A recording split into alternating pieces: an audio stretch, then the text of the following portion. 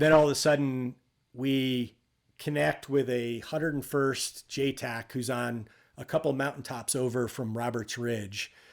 And he's in contact with a U.S. Air Force combat controller, Hots Hotailing, retired as the Chief Master Sergeant of the Air National Guard. Hots is with a Australian SAS team. They're down on the south end of the valley. They've got a feed coming down off of an agency Predator. And because that back then, U.S. Air Force Predators weren't armed. That's how you knew when you were talking to the agency guys, because they were talking like they're doing CAS. And gotcha. Okay. So you could differentiate. And then we started figuring out the call signs. Wildfire was the agency guys. And so they had IR markers because the Air Force Preds didn't have jack. They had a sensor bulb. They didn't even have an IR pointer. Whereas the agency guys were fully decked out with what we knew the advanced Predator to be. But then also, you mentioned, at this time, stovepipe, that is the thing that obviously came out of 9/11. But this stovepiping obviously exists and it's in the culture. Not to even mention if there was even, the lack of integration between the customer and what you guys are doing. So this is another barrier to it. Because, the Chapman's his fight was off of an agency Predator, if I'm not mistaken, right? Mm-hmm. And it finally took when the CIA declassified that. So, you guys, I mean, I guess you probably assume they're there, but you have no tie to them or input from them whatsoever. We just started figuring out because all of a sudden, like you'd be talking to like you couldn't talk to them you couldn't talk to our Preds, but the agency Preds you could talk to. And so like all of a sudden you started figuring out that like, and if you think about it, when did the Pred really become a thing? Allied force, but even then, very limited integration based on like what the asset was viewed as, which was a 2 asset, not a 3. And in this case, our Preds weren't armed, the blue mainstream Preds.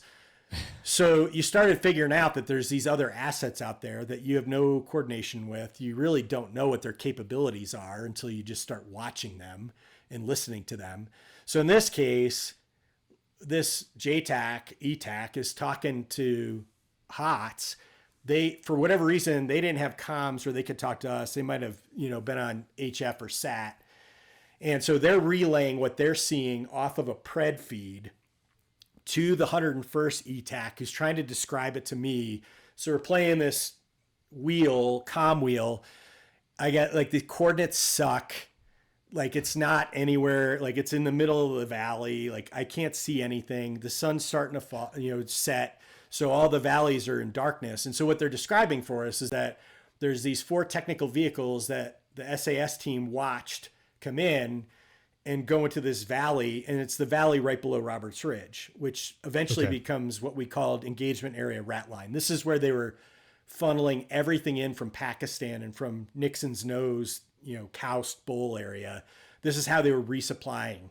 And so anyway, they're relaying to us, say there's 4 technical vehicles and there's 200 to 300 dudes who are just coming out of the hillsides. And what they had discerned was this is where these nightly counterattacks were coming from. So anyway, they're telling us that it's a hog driver's dream. Like they're lining up, like no kidding. It's like a parade. We can't see it, but there's 4 of these, Toyota Hilux trucks and 200 to 300 bad guys lining up behind them. And so we're discussing with the ETAC and I'm like, okay. And I got 2 Hornets stacked up above me and they've got air bursts, 2 each air bursts. We've got 6. So I'm like, all right, here's what we're going to do. We're going to roll in. I'm going to start at what I think the front end of the column is, and we're just going to walk these things back because this valley is so tight and like it's going to be like if we get on target, this is going to be devastating. So I rip 4, K9 rips 2, the 2 Hornets come in, rip 4 more. And as soon as I dropped, I got secondary. So I knew I'd hit the leading edge with those technical vehicles. And so we just they had nowhere to go. So we're like, just keep walking them back. And then the Hornets. Could you see him, or were you saying it was like dust time, getting dark? So yeah, couldn't see anything. I was shooting in the dark. Gotcha. Okay. I used a Willie Pete beforehand, right before, just to confirm. I put it right in front and just go, this is the valley we're talking about, right?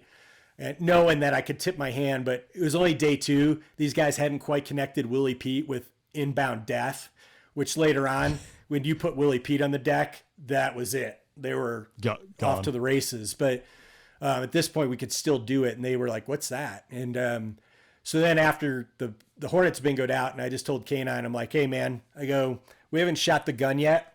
Let's let our Army bros know we're here. And so then we put about, 700 rounds of HEI down into the valley. And so, yeah, so we caught them. And realistically, that was it. Like the Army never had another major counterattack. Like we had finally gotten the heavy force that they were, obviously I said like there's 1,000 people in the valley, but getting those 200 to 300 was a huge turning point, where that really enabled the ground force to start maneuvering.